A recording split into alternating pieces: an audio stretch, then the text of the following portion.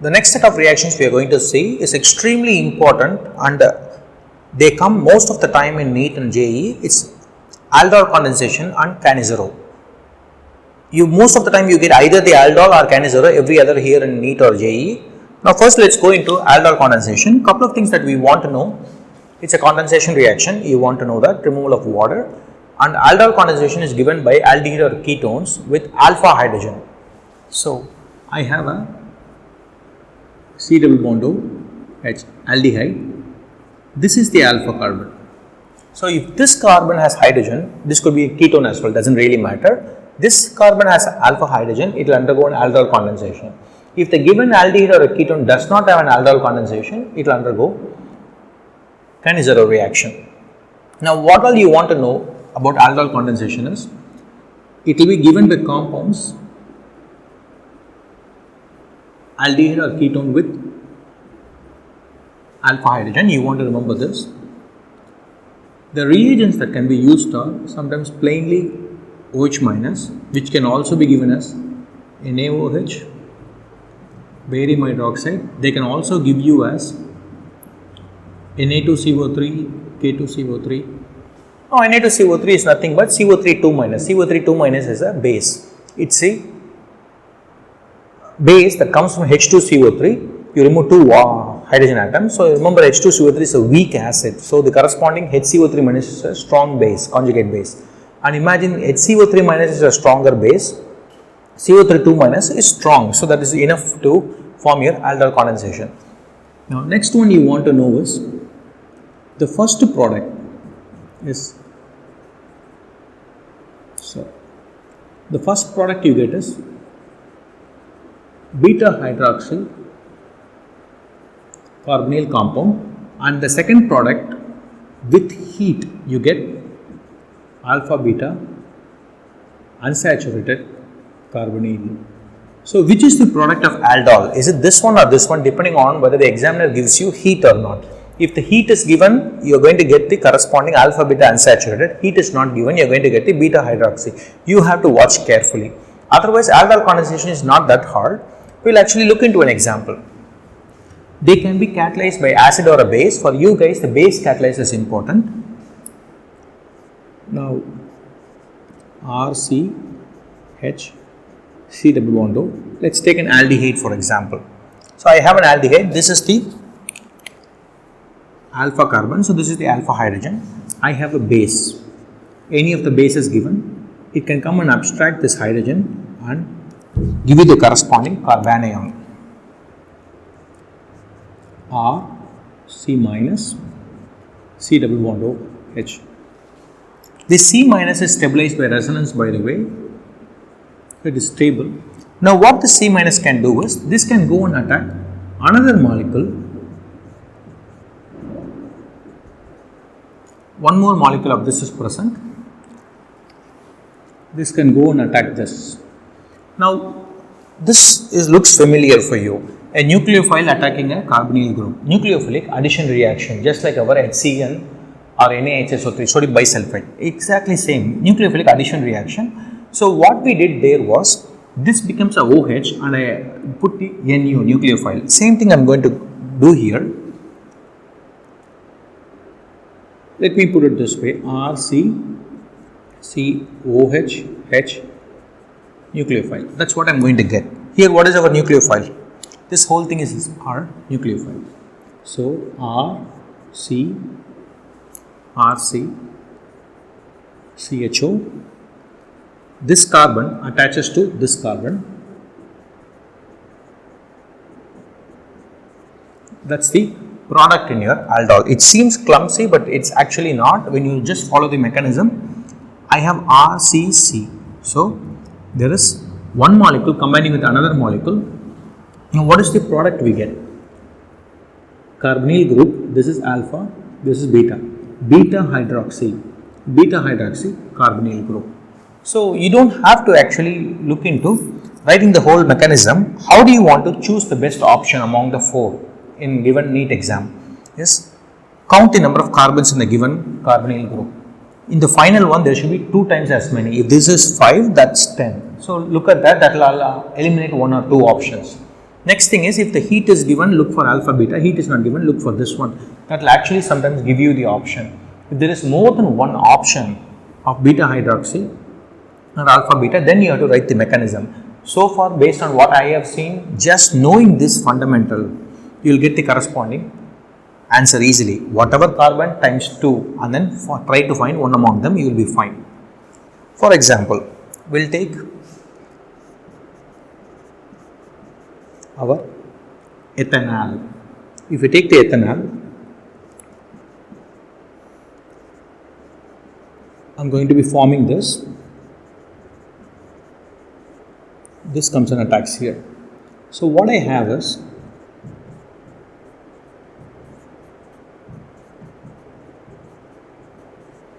I am able to write my option right away because of practice. If you practice, you will know that this is not going to change, and this tells you that this is alpha position. So in the beta position, there is going to be a hydroxide. So this is beta hydroxide. Now if I heat it, what do I get? When you heat it, this hydrogen goes away, and you get a this hydrogen goes away and OH goes away. You get a corresponding double bond. CH3, C double bond C, CHO, alpha, beta. Alpha, beta, unsaturated. Either you get a beta hydroxy, with heat you get alpha, beta, unsaturated. Now this is extremely simple if you practice. Now, couple of things you want to know.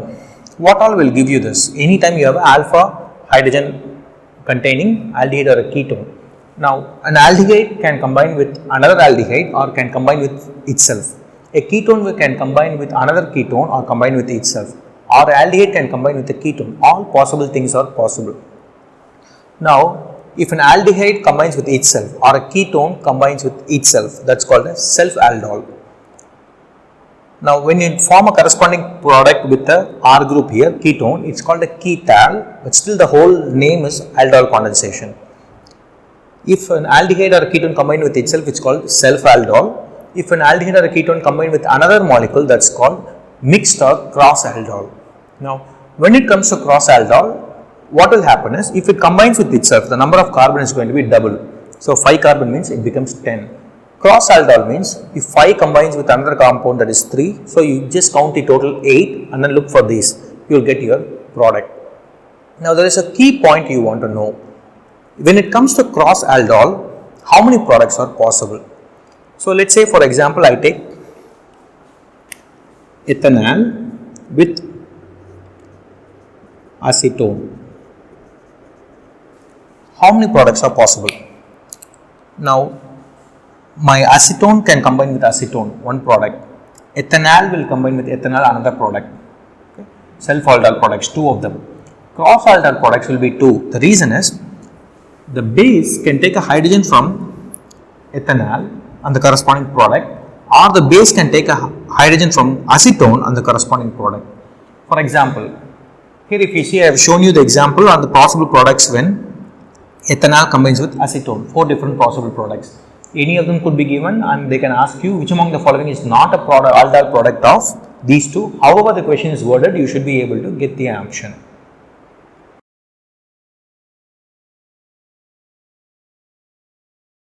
The aldol condensation you just saw was pretty straightforward, but aldol can become tricky for some students in 2 different cases. One, if it is an intramolecular aldol, meaning a given compound can have 2 carbonyl functional group in different places, and they can combine with each other and you can get the intramolecular aldol. The second one is when a cyclic compound is given, and the most common cyclic compound that has come in competitive exams is cyclohexanone. When you have cyclohexanone, what will happen when you do aldol condensation? Couple of things we want to know is, this is the alpha carbon, it has 2 hydrogens, so we are going to lose one of the hydrogen with a base. This becomes minus. This attacks another cyclohexanone, and obviously it will attack this carbon because that is a carbonyl carbon. So if it attacks, what do we get is double bond O,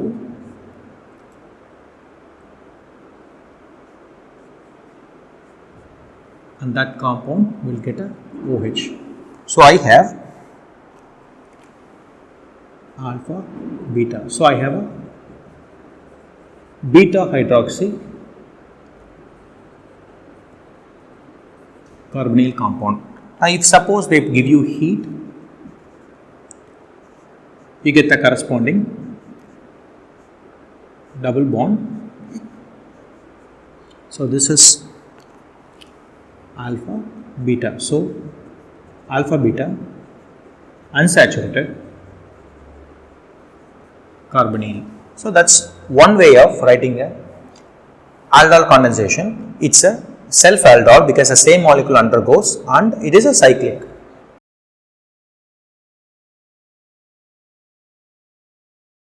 Similarly, for example, they may give you this,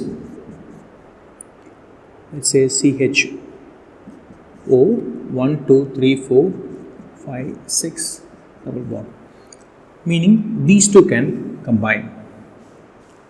Sorry. So, if they give you this, then if you see in aldol, what all do we know is there is a formation of a new carbon-carbon bond. And the carbon-carbon bond that is formed is always between a carbonyl carbon and an alpha carbon. So let's identify the alpha carbons. For this one, this is alpha. For this one, this is alpha and alpha. So what are the possibilities that we have? This alpha carbon can combine with the carbonyl carbon. That's one possibility. This carbonyl carbon can combine with the alpha carbon, another possibility, and then the third possibility. Correct?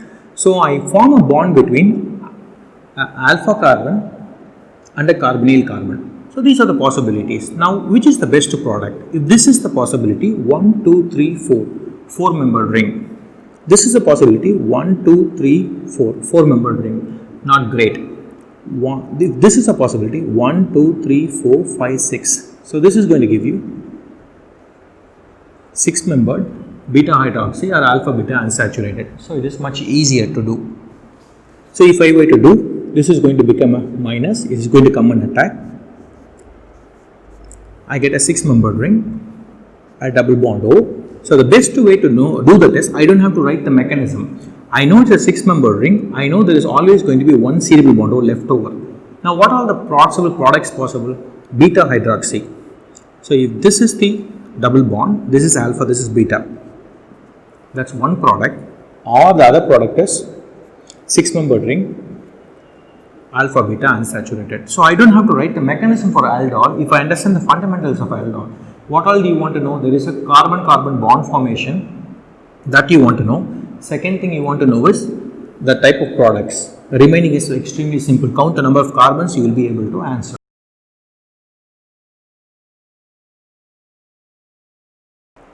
Now that you have seen aldol condensation, the next is Cannizzaro reaction. What about the molecules when treated with base for aldehydes and ketones which do not possess a alpha hydrogen? Now if the aldehyde or a ketone with no alpha hydrogen is treated with, usually the base is extremely strong. It can be 50% NaOH or KOH. You get an alcohol plus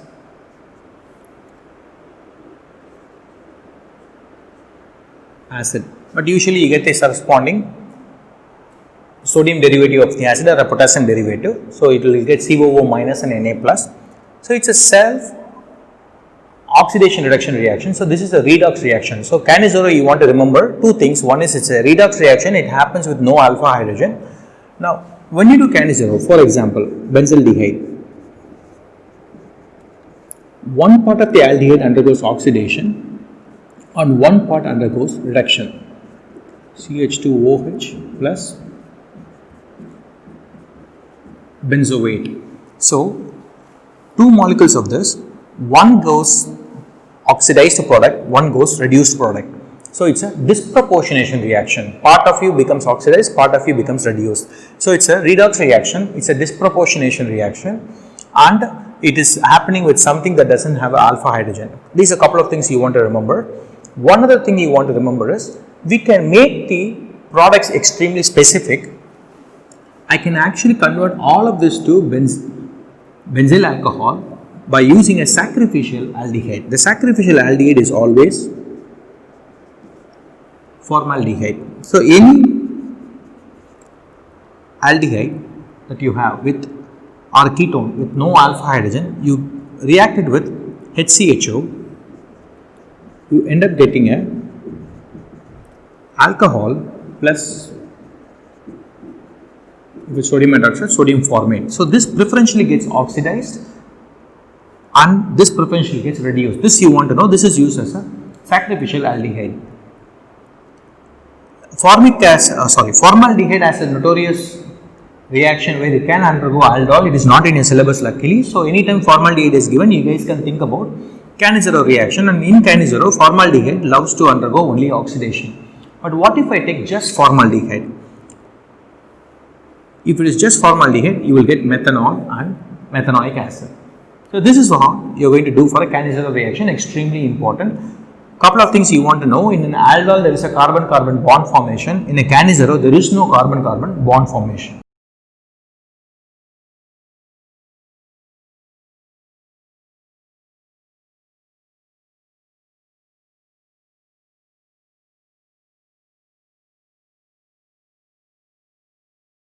The last set of property I want to explain in reactions of an aldehyde or a ketone is what if they are present in part of a ring.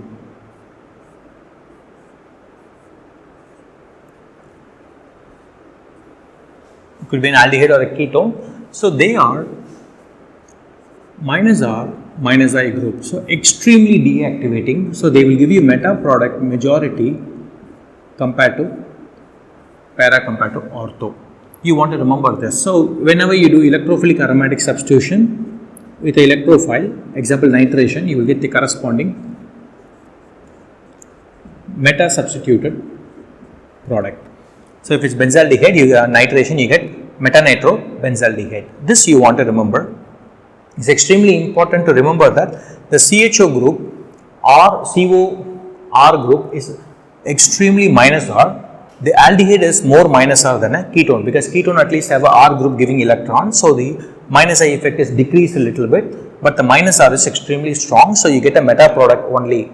You don't say these are minor product because these are negligible.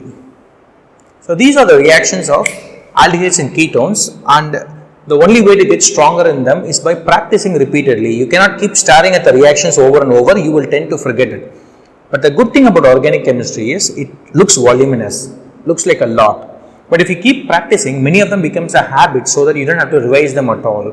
For example, tolerance reagent, you don't need to worry about it anymore. If you keep practicing few times, you will know that exactly which answers tolerance, which will not answer tolerance.